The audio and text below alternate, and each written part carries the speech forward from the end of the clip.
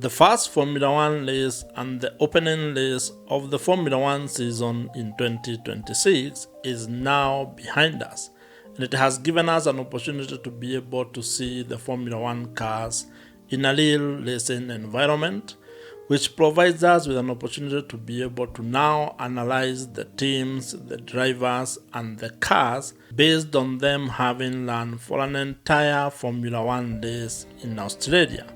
And this provides us with the context that probably we have not had over the last couple of weeks and months, because now with the race done, at least we can be able to look at Formula One cars, how they are behaving, how the drivers are able to cope with the different situations that they find themselves in, as well as how everything else is working. And if you ask me, this first race was actually very good. It may not be at the same level as probably other races we have watched in the past, but this particular one, under the new regulation, I think it sort of answered quite a number of questions, and to me at this particular moment, it has already surpassed the low expectation that I had for this first race, especially given that it is the first race under the new regulation, and there were quite a lot of things that were unknown. And that's why I want to share with you some of the things that I have learned from watching this first race of the Formula One season in 2026. I know you also have your own perspectives, your opinions, things that you have also been able to pick from this particular race. And I would really welcome having a conversation with you about what you have also learned from this race in Australia. If this is the first time that you and I are meeting, I am Joe, and on this YouTube channel, I talk about Formula One and the business of Formula One. And I would really appreciate it if you would consider subscribing to this YouTube channel. The first thing that I have learned from the Australian Grand Prix is actually a confirmation of something many people had already predicted and a lot of others had suspected would be the case. And this is that Mercedes would actually be very good during the race stream or during the entirety of the race.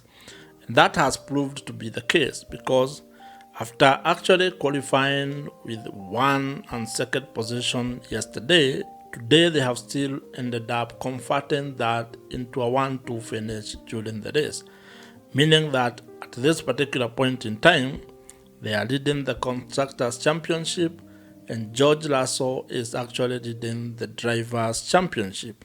You can almost argue that Mercedes is now the team to beat, and every other team is going to be chasing after them.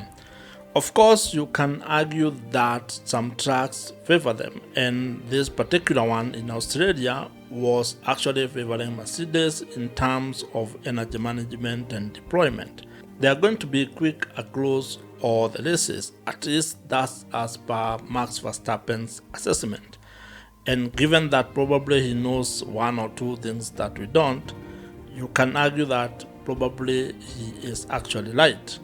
The second thing that I have learned from the Australian Grand Prix is that Ferrari are actually very good.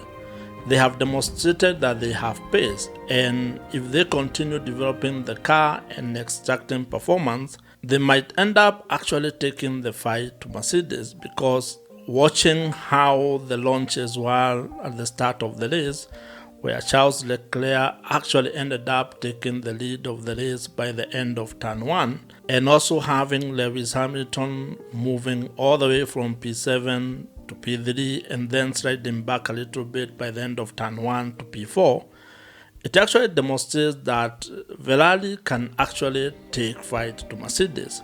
And even seeing the kind of competition they had in the course of the race demonstrated that with actually proper improvement, if they can be able to extract performance from the car that they already have, they might actually be in a position to fight for race wins as well as championship as the season progresses. And I think it's a very good start, probably better than how they were towards the end of that season, where now you have Ferrari actually in second when it comes to Constructors' Championship, and Charles Leclerc sitting P3 and Hamilton P4 when it comes to the Drivers' Championship after actually the first round of the season. But I think also the one thing that you cannot fail to notice is that there seems to be still a little issue with Ferrari when it comes to their strategy, because in hindsight they should have at least pitted one driver during the first VSC, and failing to do that probably cost them a better position or even double podium today, because if they had pitted when Mercedes did, probably they would have had a chance to actually close the gap towards the end of the race, especially given how rapid Hamilton was in his second stint. It shows that if they had made the right strategy call in those sequences when it came to VSC, probably the results would have been different, but I'm hoping that they can be able to pick a few lessons from today and improve on their strategy. The third thing that I picked from Australian Grand Prix is that you really cannot discount Max Verstappen. You cannot actually rule him out when it comes to him being able to actually race and perform well during a race. The fact that he was able to move from P20 and finish at P6, that is actually a statement in itself, because if you ask me, he qualified at the wrong end of the grid, and the crash during Q1 probably sent him out of contention during today's race. And you can only hope or actually wonder how things would have turned if he had actually qualified further in the front. I'm assuming he would still be among at least the top 5 drivers, if not also securing a podium position. And this kind of performance from Max Verstappen continues to prove that while probably he's complaining about the regulations and that Red Bull are still not at the best place that they can be when it comes to fighting for top positions, there is also an element of the driver himself. I think he can be able to get the most even from a bad car. And I think that might be a differentiator this particular season, especially if Red Bull are not necessarily the front runners. I think we can almost now assume that Max Verstappen is going to win races, and he is also going to be of a problem to the Mercedes duo, because they may not have it easy even if they are the front runners. I suspect that now we can say Max Verstappen will be in the mix, the Ferrari will be in the mix, and of course you can also expect McLarens to be there or thereabouts. That means that we might end up having 8 drivers who among them have a little chance of fighting for the Drivers' Championship. And that would be interesting not only for the sport, but also for us who watch the sport and who love the sport.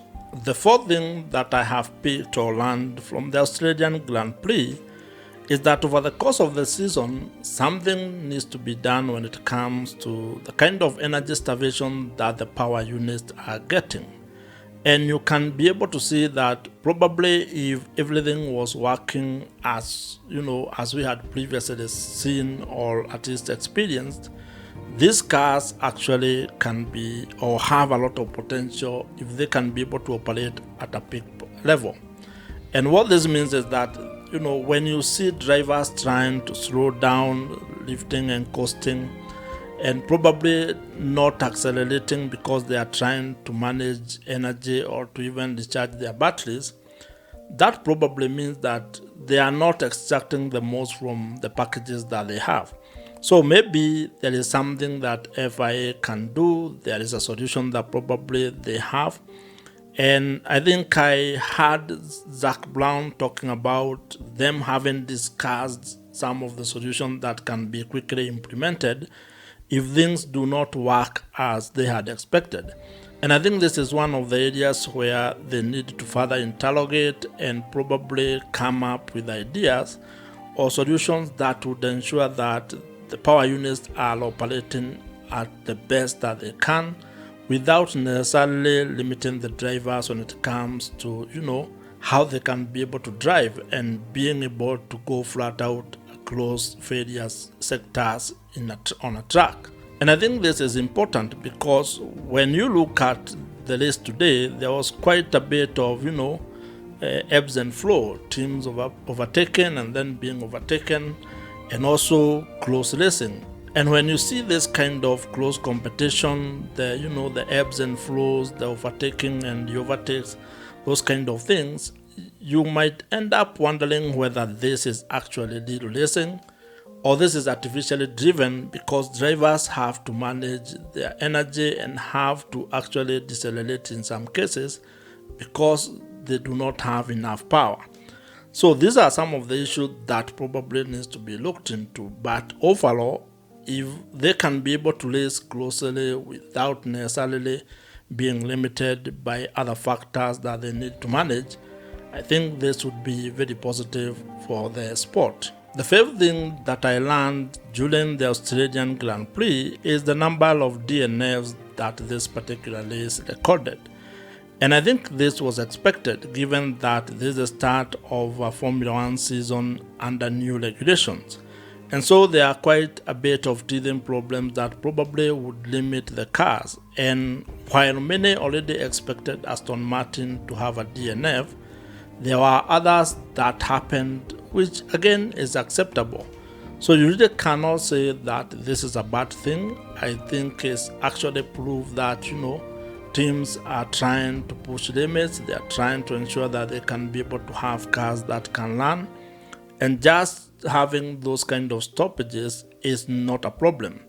We had Hülkenberg, we had Oscar Piastri, who had an accident, or rather he crashed even before the race had started.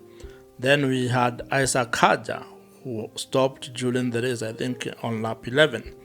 Then of course you had Bottas for Cadillac. So these, I think, were expected. The specific teams you may not have predicted who would have stopped, but at least the idea that there would be teams that would have issues during this first race in Australia is not very far-fetched. It's something that you would expect given the complexity of the new regulations and all the issues that the team are handling at the moment. And hopefully, these are things that are going to reduce as the season progresses. Probably by the 5th or the 6th race, there will be less DNFs being caused by, the issues that are coming up at this particular point, like reliability issues, teams like Aston Martin not being able to run the full race because of other issues. By the time maybe the season gets into May and June, this will not be issues that will be common.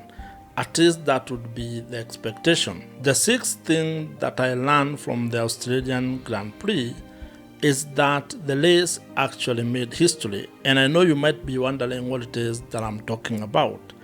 It is worth noting that Sergio Perez actually finished the entire race.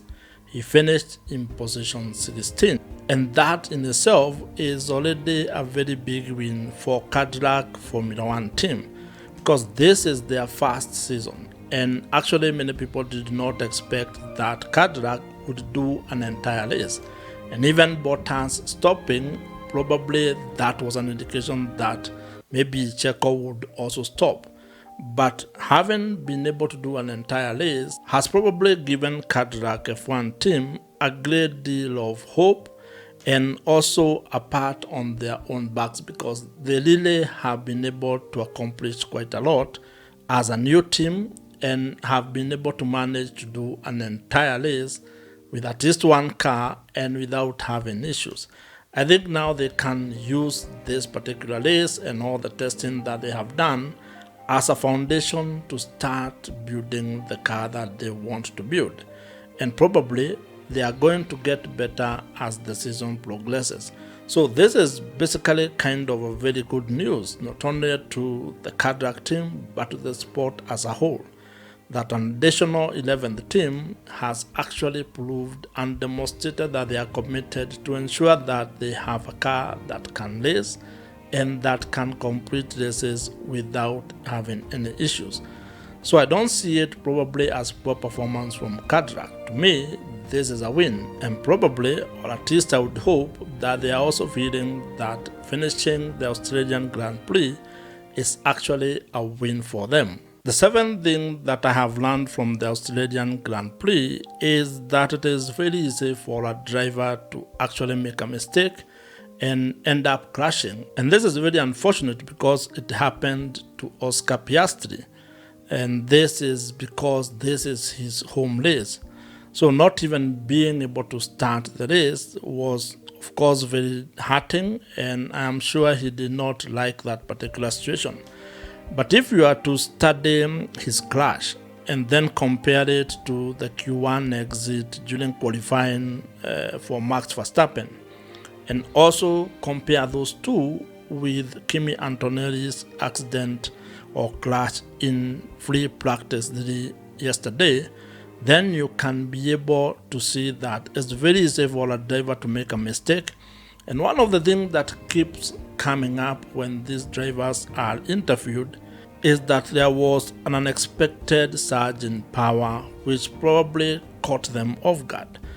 And I think that's an issue that probably needs to be further interrogated, and probably teams will be looking at those accidental crashes and trying to figure out what is really happening that is forcing the power to be more than probably the driver expects or even the car can handle.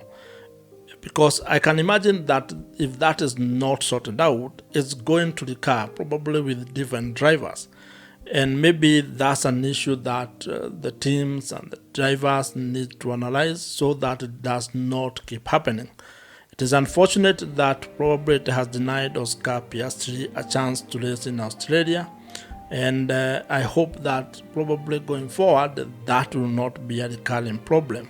The eighth thing that I have picked or learned from the Australian Grand Prix is that rookies or rookie drivers are actually doing very well. If you look at their performance today, during qualifying yesterday, and the ability to be able to actually manage these new cars under these new regulations is quite commendable.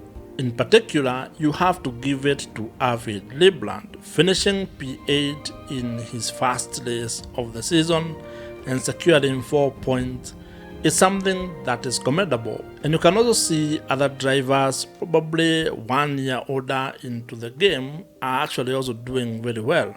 When you see Oli Bearman still in top 10 and also Gabriel Bortoleto in top 10, these are youngsters who are actually doing a very good job. And probably that starts to give us an idea of the future of the sports. Of course, nobody knows what is going to happen over the next couple of seasons or years.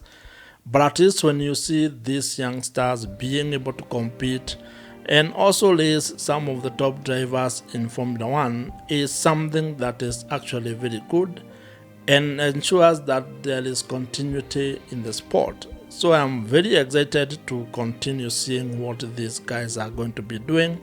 There are a lot of lessons we can pick from them, and I'm sure they're also going to be learning from the older drivers in Formula 1. But as of this first race, you have to say that they are doing a very good job, and probably the season can only get better for all of them. The ninth thing that I have learned from the Australian Grand Prix, which is not something that you would really learn, but rather it is as a result of this particular race, is that the championships have started taking shape.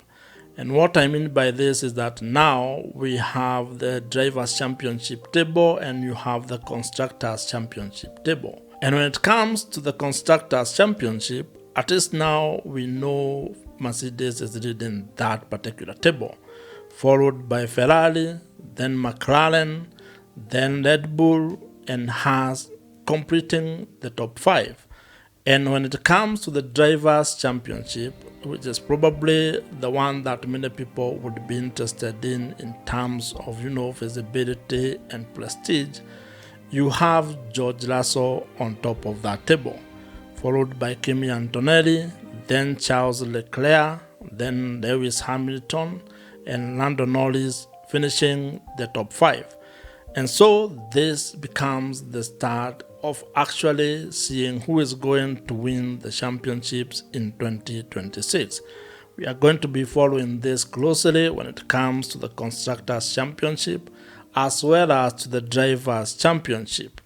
This is going to be it for this particular video. I hope you have enjoyed it and you have gotten some value from what I have shared with you today. Subscribe to this YouTube channel if you have not, and I'm going to see you in my next video.